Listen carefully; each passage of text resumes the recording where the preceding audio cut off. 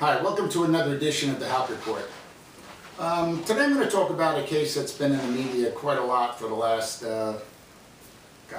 10 months, and that's regarding the death of Kendrick Johnson, who's a 16-year-old, actually he would have been 17 yesterday, would have been his birthday, whose body was found on January 11th, 2013, rolled up in a gym mat in a school in Valdosta, Georgia.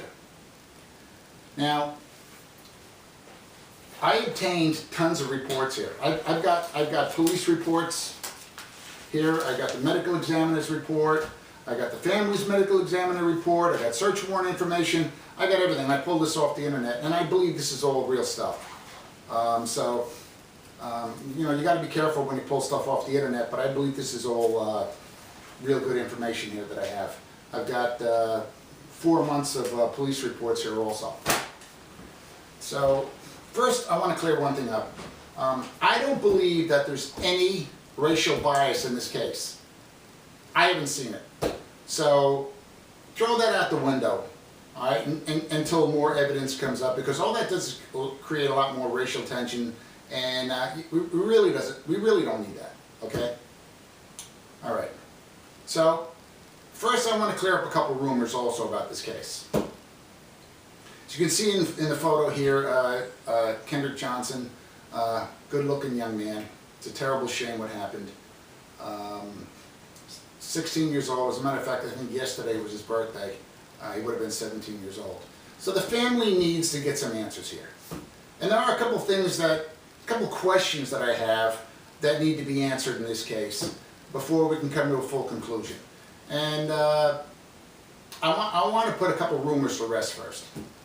The first one is that the blood stains that were found on the wall in the gym, all right, were never tested and no samples were taken. Well, that's a complete lie. All right, I've got the crime scene report right here by the crime scene investigator. All right, they took photos of the blood and they took samples and they did an analysis on the blood. All right, DNA, the blood on the wall does not match that of Kendrick Johnson's. Okay, so I'll throw that out. All right, that the police and the crime scene unit did take samples of the blood. All right. Another one where there was indicates that there was blood in the girls' locker room. And yes, there was blood in the girls' locker room, but one of the color guard girls who was practicing on the day Kendrick was missing in the gym hurt herself and she was bleeding.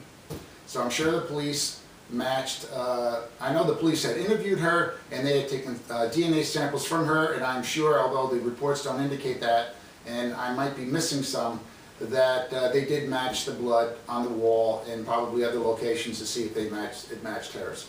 So we haven't heard nothing about that yet, so I'm sure that's probably all pretty well innocent.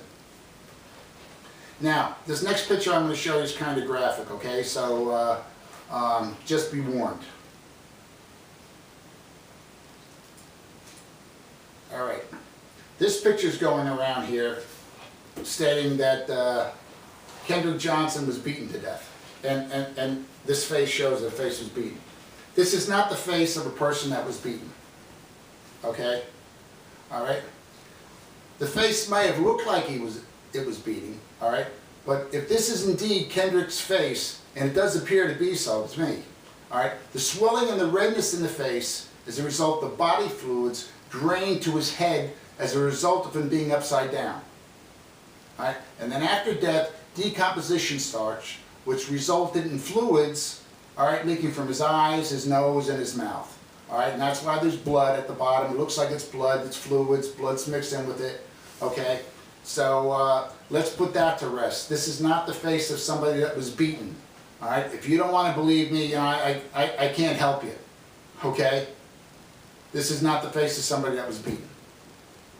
Look up a couple pictures on the internet. Maybe you can find some that you can compare with, but this is definitely decomposition in the body as a result of him being upside down.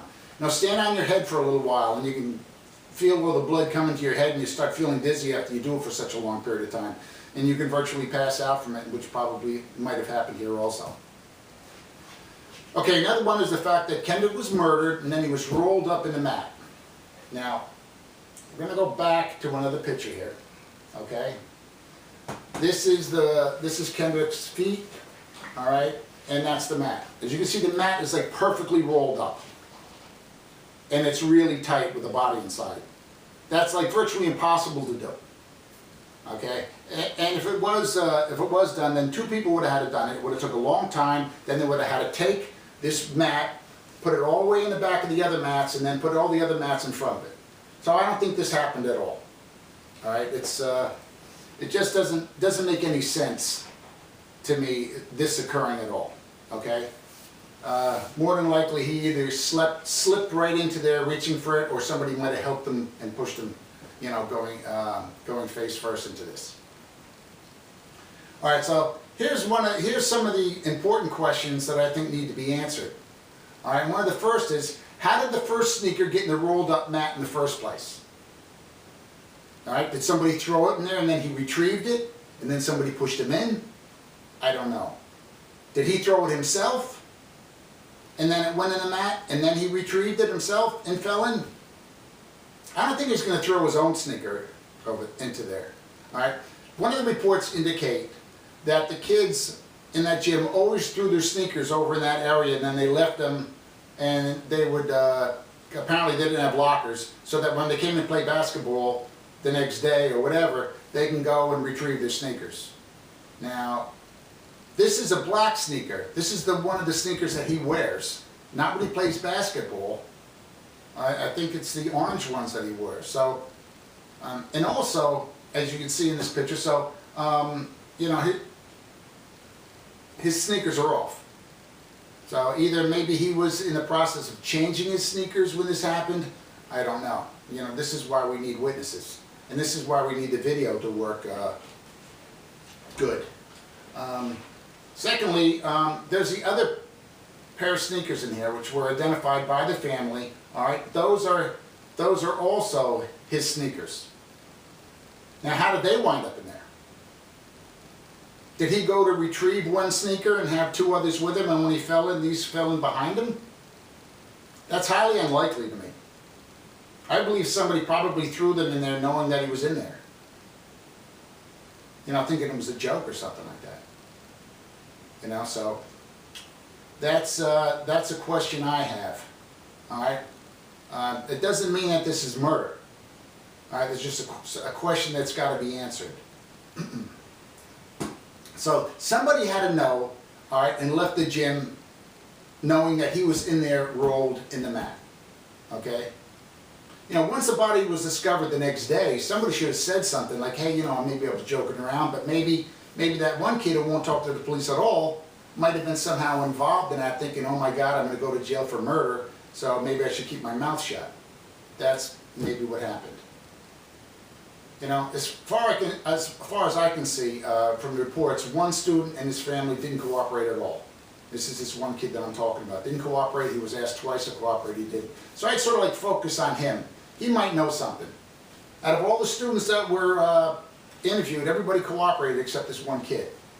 So, you know, there might be a little problem. There might not be nothing there, but, you know, we got to take a closer look at that.